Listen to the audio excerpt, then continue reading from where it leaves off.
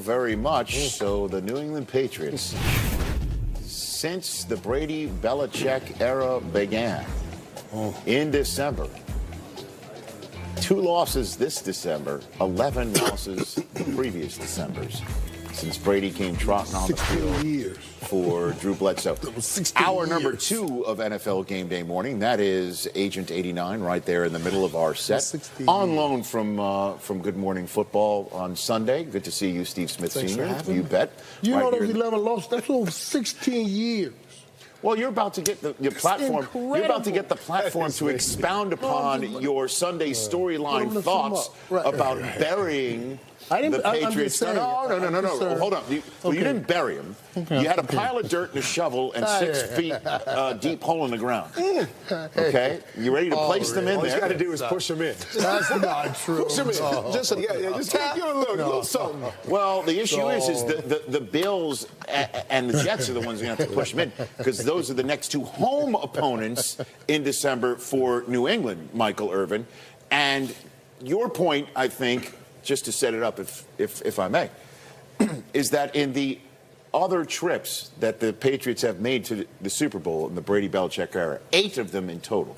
6 were from the 1 seed, 2 from the 2 seed, 0 from the seed position in which they're currently residing. Your thoughts on the bottom line that we see here? Are we witnessing the end of the Patriots dynasty? Listen, and we are seeing things happen with the Patriots that we haven't seen in forever, if not ever, period. And they talked about this, some of the decision-making process that Tom has gone through. You cannot have one sail in your head and not go back to Belichick wanting to keep Jimmy G and all of those situations and start saying, is this what the greatness saw prior to us seeing it? And now, when Tom Brady even said it himself, he said, I was trying to throw that ball out of bounds. Until Kurt was helping me with this, he said, I was trying to throw the ball out of bounds. I said, I'd rather you say you were trying to throw that thing and give Gronk a chance. But when you tell me you're trying to throw it out of bounds, now you tell me you got a dead arm. You know, that's what I'm thinking about and what I'm worried about. I am concerned with what I'm seeing on how they are losing games, not just that they are losing games, because that's something we have never seen by the greatest of all time, and they are both, Tom and Bill, the greatest we've ever seen. I'm not going to look back. I'm going to look forward. And you know what? Tom Brady, he's had only 8 touchdown passes in the last 7 games. But this team could very well end up to be the 2nd seed. Very good chance of doing that. They can beat the Bills, which they've beaten. Tom is 29-3 against the Bills, and the Bills have a rookie quarterback visiting Foxborough. Then they host the Jets with a rookie quarterback, and he's 26-6. They're going to win out, okay? At home, they're going to win out.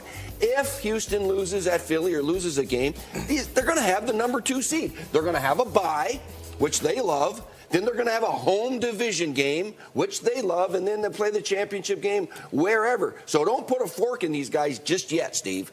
Well, I'm looking at it at a different angle. Is when I really look at this team, I'm going, who do we fear other than Tom Brady, right? So when you look at Gronk, no one fears him when he's not healthy, right? You can tell he's not healthy. Then also, Hogan, he goes MIA at weeks at a time. You have to have some guys in here. They need to stop going down to the Salvation Army and getting some of these wide receivers, and they need to start getting some real deal wide receivers. A number 1 wide receiver, unfortunately, Josh Gordon isn't there, but they need to have a number 2 that can push a number 1, a number 3 that can push a number 2. You have a lot of role players and no guys that can really threaten anyone. And so the shift will continue to be this way until you have some guys that people fear other than Tom Brady and Gronk, who's obviously, he was playing on defense. He looked like he was straight. He looked like Bambi, fresh out the womb. He was wobbly and trying to tackle. He can't even catch right now. So you need to keep the guys healthy and reload on some guys that you don't have anymore. Yeah, I like what you're saying. I agree. This is not the dominant Patriots team that we've seen in the past across the board. And when you think about them, you think about details, right? Here you see a big play to Julian Edelman. Hold on. We're going to rewind this. Watch this. Julian Edelman covers up the tight end. So illegal formation here. Big play called back. Watch this one. We got a post corner to the right. You always got to have a check down underneath the post corner to work this corner, right? They put the back on the wrong side here. If he's on this side, you get a high-low, you make a play, you get into the 10-yard line, inside the 10-yard line. And then you got Tom Brady, right? We talk a lot about Tom Brady and some of the mistakes that he's made. Watch. Okay, we're going to get a big play here. Everybody's clapping on the sideline. But look at this. There is no safety in the middle of the field. Tom Brady doesn't miss that. That is a touchdown. This was the same drive that he came back and did this that you were talking about, Michael, right? Nobody open. You never see Tom Brady make a mistake like this, right? Throw it up in the air, give the defense a chance to make a play, cost your team points. So that's what I'm seeing is not a dominant team, don't have great players that can make up for these errors, and they're making errors that I don't remember the Patriots making this many errors across the board in a single game. May I have a say? Yes, you may. I'm off this week. The Rich Eisen show is off this week, so I won't have a chance to opinionate. So let me answer this question. Put the topic bar at the bottom again so I could see it one more time, if you don't mind. I answer this question with a question. Are you kidding me? Are you absolutely kidding me? Are we witnessing the end of the New England Patriots dynasty? As you point out, Steve, they've got two AFC East opponents with rookie quarterbacks coming into their house right now. Let's see what Houston does sitting there in Houston. And even if Houston does get the bye week and New England shows up on the divisional playoff weekend, are you ready to sit there and bury the New England Patriots with Tom Brady? I understand that he turns 42 next year, and there's lots of conversations about Gronk and other pieces that are around him moving forward. But for the right here and now, you cannot bury the New England Patriots right here. And for the future, who in a dynasty, hold on a second, who in a dynasty loses their dynasty first is the answer in division. You get beaten in division first before you try and get out of division. This is different. And there's nobody in the AFC for a long East. time. There's nobody in the AFC East within the area code. But losing for them, but if they are losing in that first game that they have at Foxborough, if they're losing that game now, if they start losing that game, we'll start saying the dynasty's over. Now the dynasties are getting the championship games and Super Bowl. To who? I understand the Titans and the Colts might show up there. I get it.